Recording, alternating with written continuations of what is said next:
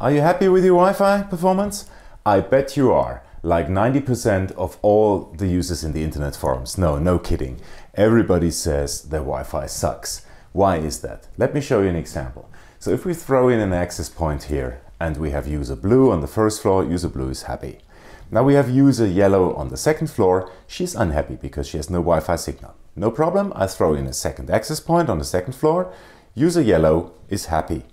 Now all I need to do is connect yellow and blue Wi-Fi access point together, but how am I actually going to do this? Now the first idea might be a Wi-Fi repeater or a range extender or a booster or whatever, but that might actually be the worst solution you can select from a bandwidth perspective. Let me tell you why. Again, the scenario, Wi-Fi access point blue, bandwidth for user blue happy.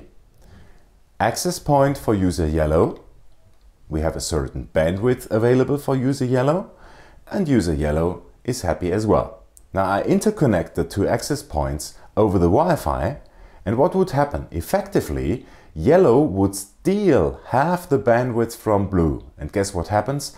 User blue unhappy, user yellow unhappy. That's not what you extended, right? So, in fact, you do need a cable. I'm sorry to interrupt, but I hear you ask, Mark, I don't agree. Why would I need a cable? Wouldn't a Wi-Fi mesh solution solve the problem? Thank you for asking. A Wi-Fi mesh solution would increase the coverage. What does it mean? The coverage means that you get a good Wi-Fi signal everywhere. If you have walls in between or something like that, you put up multiple nodes of the Wi-Fi mesh and it gives you a great Wi-Fi signal everywhere. Now, as long as the Wi-Fi nodes, the nodes in the Wi-Fi mesh are replicating over the Wi-Fi between each other, that would not have an impact on the bandwidth. You want me to give an example about bandwidth and signal coverage? I can give you two examples. First example, if you're sitting in a cafe. In all cafes these days you have Wi-Fi. And let's say the room in the cafe is quite small and there's 30 or 40 people sitting there.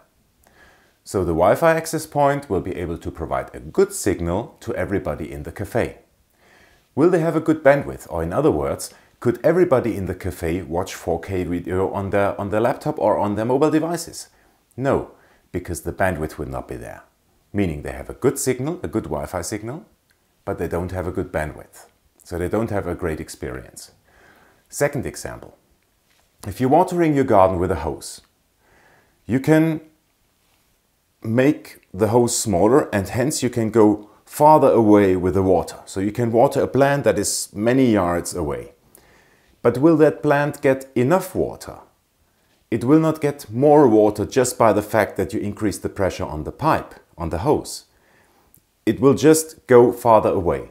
So the distance you can go with the water is the signal strength, and the amount of water you put through is the bandwidth.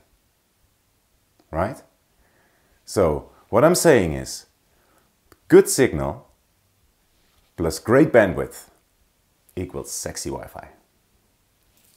So here's a better setup for multiple floors. So again, let's start with the internet on the left side, and we are hooked up to the internet by our ISP, that's our internet service provider.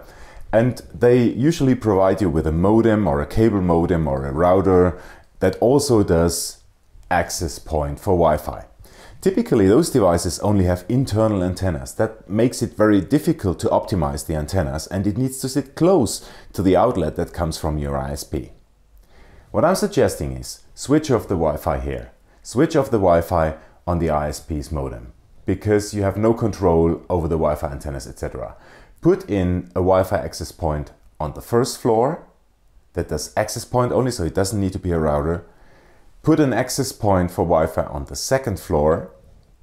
Again, access point only, no router.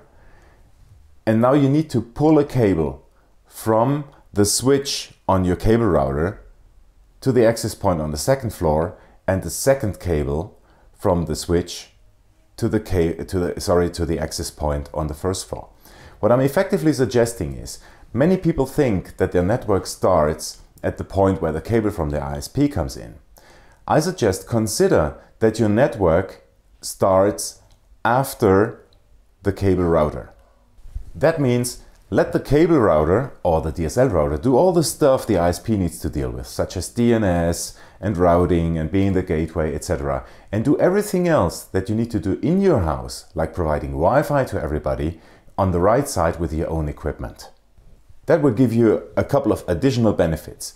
You can leave the factory firmware on the ISP device, but still experiment with custom firmware because you're behind the firewall of the ISP, such as Tomato, DDWRT or OpenWRT. And also you can use budget devices and exploit additional features, such as integrate with home automation or home security. And last but not least, you can power them with power over Ethernet.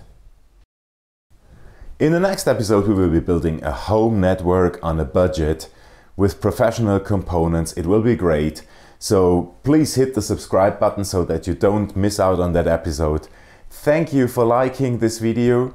Thank you for sharing it on WhatsApp. Thank you for sharing it on Facebook. Thank you for subscribing to my channel. With that, thanks for watching. Bye for now.